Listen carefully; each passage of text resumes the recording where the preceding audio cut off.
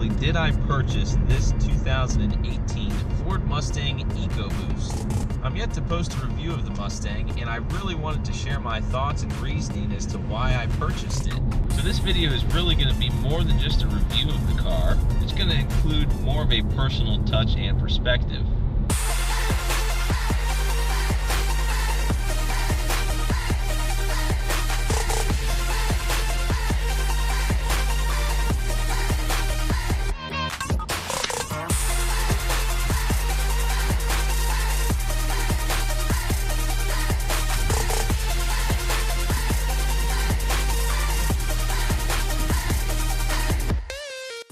Out of all the sports cars on the market, new or pre-owned, why did it end up being an S550 2018 Ford Mustang?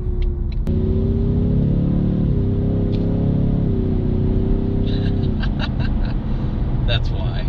Now, in case you guys are wondering, I did consider probably the Mustang's biggest competitor, the Camaro. Being a Chevrolet person my entire life and growing up in a Chevy family, it was kind of difficult almost to switch over to a Ford product. I wanted to buy a Camaro, and I liked the Camaro, but really just something about it didn't speak to me like the Mustang did. In my case, looking for one under $25,000, I feel like I got more for my money with a base Mustang than with a base Camaro. Woo! That was roadkill. I straddled it. I thought I was going to hit it. I could have swore I was going to hit that. I actually hit a squirrel on this road in the Scion before. This is the exact road that I hit that squirrel in the Scion. One of the big reasons that I bought this car was the 10-speed automatic transmission. I am absolutely in love with that transmission. Till this day, I still just enjoy driving it wholeheartedly. At the time, Chevrolet did not have the 10-speed available in the Camaro. I did know that it was going to be coming out, but still, even though the Camaro would have had the 10-speed eventually, still wasn't enough to push me over the edge to go with the Camaro. So let's say this, the first reason that I bought the Mustang is the price, because it was really affordable. Sticker price on the car was around $28 and change, and I ended up paying considerably less with rebates. As many of you may know, if you follow me regularly, I did buy the car from Jerry's Ford, and they gave me a great deal on it. They did still have 2017 models available at the time, so I could have gotten one for a little bit less than the 2018. But what pushed me over the edge to go for the 18 refresh is definitely the 10-speed automatic. So let's say that that's the second thing as to why I bought this car. Third, I have to say that it's just the name itself, Mustang. It's such an iconic American legend.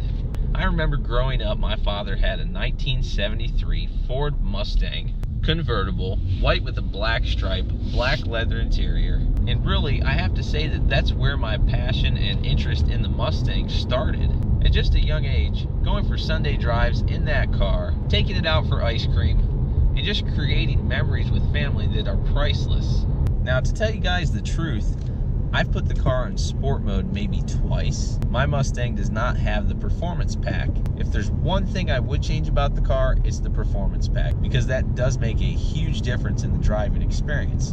However, right now I have the steering feel in sport mode. That does tighten up the steering quite a bit. And also when you slide it down into sport mode, like such, you can notice that the shift points are adjusted to give you a more sporty feel.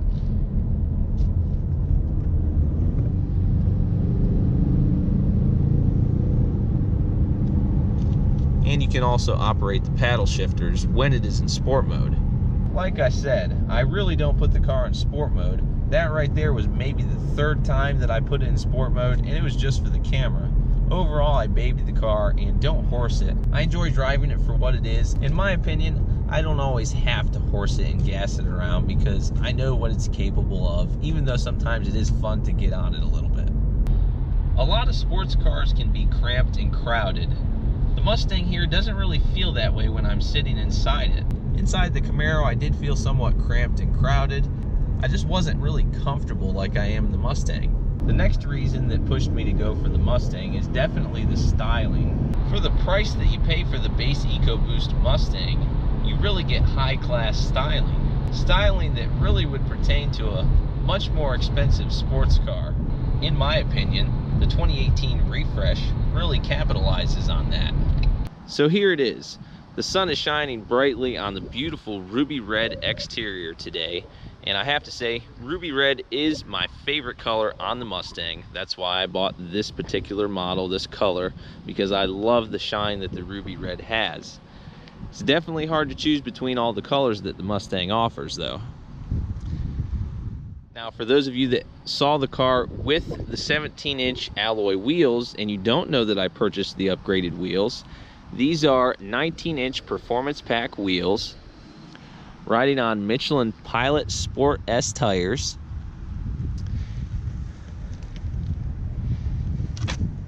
And the fronts are going to be 255 40 ZR19s, while in the back they're going to be wider, giving the car a nice stance. They're going to be 275 40 ZR19s. So 255 and in the back 275. And I did purchase these wheels from Gold Pony. He also has a 2019 GT model, so I decided to get those. He gave me a good deal on those.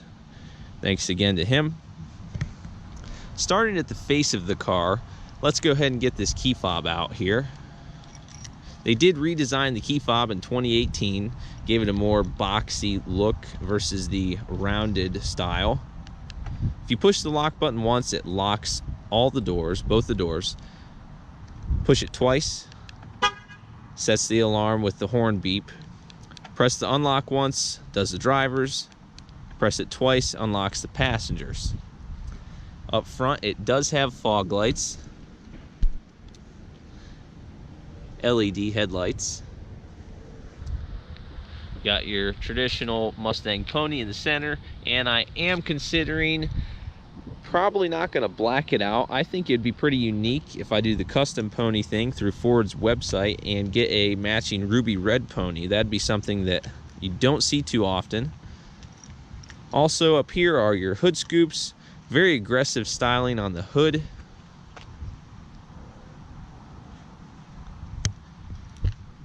And the lines of the car, still to this day, 5 months later, and I am still loving the car just as much as the day I brought it home.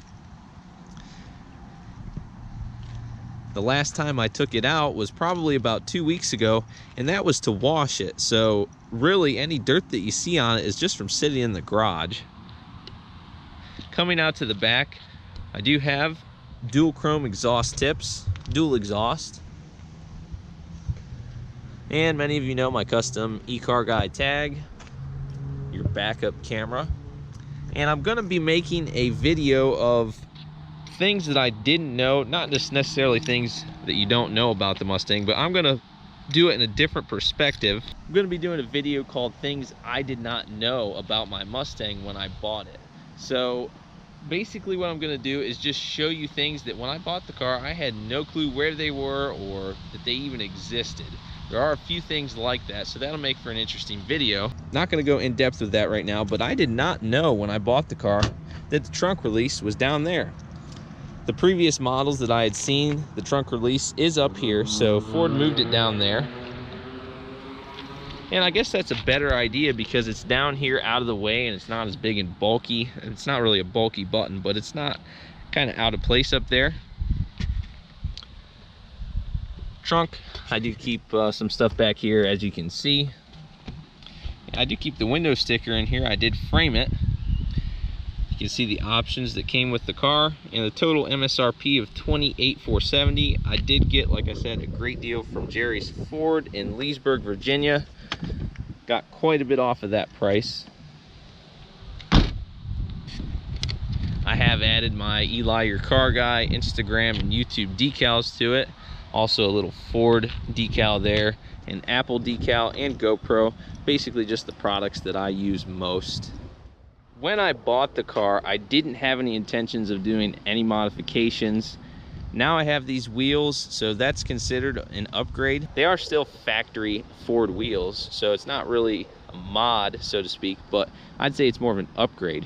In addition to that, I do plan to do window tint. Probably not going to do that till spring because the car is not going to be out of the garage much anyway before winter sets in.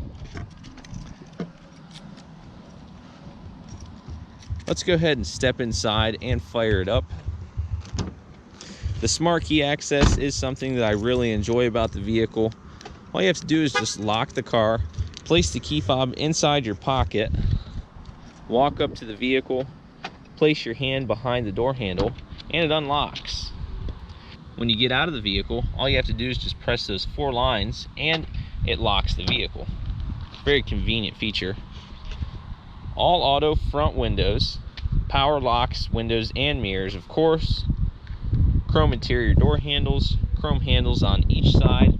And even though it's the base EcoBoost, it does have the leather padded armrest with stitching and also a cloth insert. The seats are black cloth with a light gray stitching.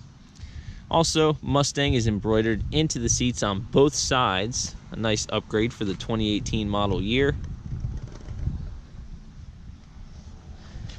Plastic Mustang plating on the way inside. And I did add these clear floor mats just to keep the carpets clean. I think they really give it a nice Euro look. Keeps it looking nice and sharp. Shut this door, fire it up.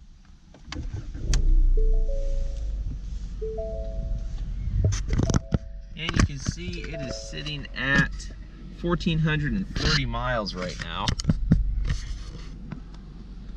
Paddle shifters on each side of the steering wheel. Surrounding the steering wheel is a cover that I bought from Walmart that matches the carbon fiber on the dash very well. If you can see that pattern, it's almost like it was made for the car. But the steering wheel is a 3-spoke leather wrapped. The main reason I bought the cover is just to prevent the leather wheel from fraying and keep it in good shape. Cruise control on the left side of the wheel. Volume controls just above that. Your chrome pony in the center with a circular surrounding around that. Chrome just below that. Brushed chrome inserts surrounding the audio controls and also your menu controls here. I'd leave it on the digital speedometer display, but you can see there's different gauge modes. Tire pressure monitoring, air fuel ratio, boost vacuum gauge, cylinder head temp, inlet air temp, engine oil pressure, engine oil temperature, transmission oil temperature, voltage, and the distance to empty. I really just love the way that all of that information is laid out there. For a base model, you're not going to get that on a lot of base model sports cars, but the Mustang does have that good, helpful information to help you keep an eye on your vehicle's information and just take a look at those neat gauges. Track apps. Status screen is for track only. You have the accelerometer, acceleration timer. I haven't used that. Brake performance, 60 to 0 and 100 to 0. Line lock, I haven't tested that out. Lap timer, and also view and clear results. Things like your timers, you can just clear all that out right there. Driver assist, it does have the engine stop start, which, to tell you the truth, I absolutely hate that feature. It was on my Malibu, so I leave that off at all times. Settings, like vehicle settings, you have lighting, locks, oil life reset, tire mobility kit, windows, wipers. Wipers do have a courtesy wipe, it's not set to on. The windows do have a really cool feature that allows you to roll them down from the outside. Your rear view mirror, interior lighting, passenger airbag on or off, sun visors, black headliner. I'm going to demonstrate getting into the rear of the car. Nobody has ever ridden in the back of the car, and the seat is a little more than halfway up.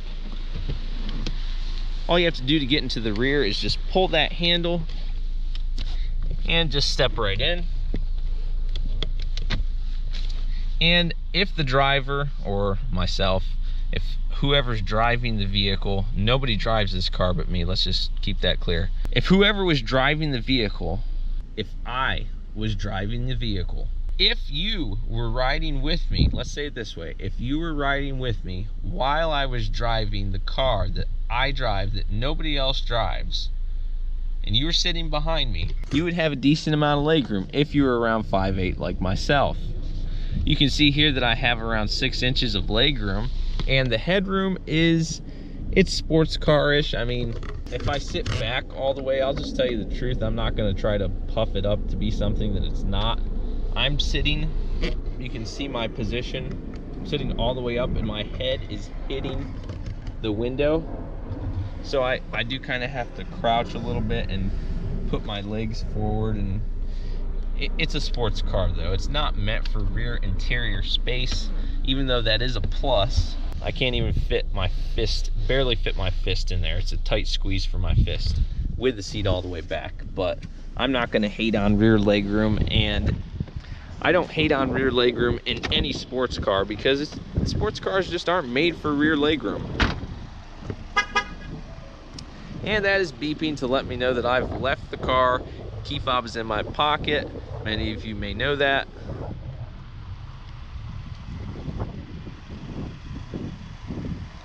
Now we'll hop in the passenger side. Give you an idea of how much legroom the car has when the seat's all the way back. Nice little Mustang hat here. I did buy this off of eBay, brand new for $20. So I'd show you guys that. It's a very cool hat. I like it a lot. Sitting all the way back in the seat with my legs fully extended, I have plenty of legroom. The front space of the interior is very comfortable. I don't feel claustrophobic. I don't feel tight and cramped in here. And just to tell you the truth, I felt that way in the Camaro. Driving the Challenger, I didn't have any issues with interior space there. Other vehicles like a dirt bike just drove by me in this parking lot. This is a neighborhood. Wow. The BRZ and Toyota 86 that just came out, virtually the same car, those were a little bit more cramped as well, but those are a little bit of a smaller car. Not really quite in the same class, in my opinion. Looking at this center stack area, I don't really dislike anything about this car, but if I had to say I dislike anything, it's this screen here, because coming from my Chevrolet Malibu, I had a screen that was 3 times that size, and my Malibu was a base model as well. But I did have Apple CarPlay and just a lot more ability to touch and navigate the screen than this. This is not touchscreen. You navigate it using these 4 buttons. You can't answer and decline calls right there. CD, radio, media, phone, menu, clock, mute, music. And over here, to tell you the truth, I just touched it. I have never touched these buttons in the entire 4 or 5 months of me owning this car. Not once have I touched these numbers, so I think something else could be there, but I'm really not going to pick on anything with the car because I absolutely love it. Your climate controls down there, not dual zone, just single zone. Down here you have your steering mode adjuster, traction control, and also your hazard flashers. The center console of the car is leather padded with stitching. On the inside of that, you do have a USB port and also a power outlet. A little bit of an organizer down there. I like to just keep my business cards in there. And also there's a pen holder up here. Nice little extra added feature. In here I do have the factory owner's manual with the, on the back there is a slot for that where I keep my insurance and registration card. Owner's manual and all that good stuff in here. And also, some of you may not know, I personally didn't know until a couple of years ago, not long after the 15 redesign came out, the first design of the S550, there's a secret storage compartment.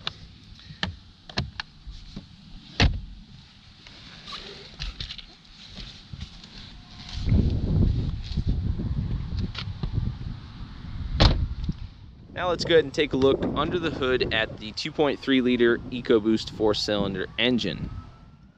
So the EcoBoost is going to have 310 horsepower and 350 pound-feet of torque, and those numbers are based on 93 octane fuel, which that's all this car ever has run through it, is premium octane fuel. And you can see that I keep the engine just totally spotless under here. I do my best to keep it shining nice. Only 1,400 miles, so it really should be clean, but I go the extra mile to keep it clean from any kind of debris or rain or dirt, dust, anything like that. So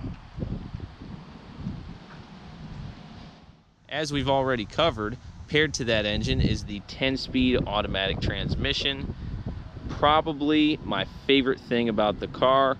I have a lot of favorite things about it. I love a lot of things about it. I just love the car as a whole.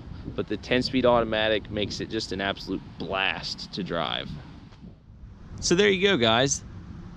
That is why I bought my 2018 Ford Mustang EcoBoost.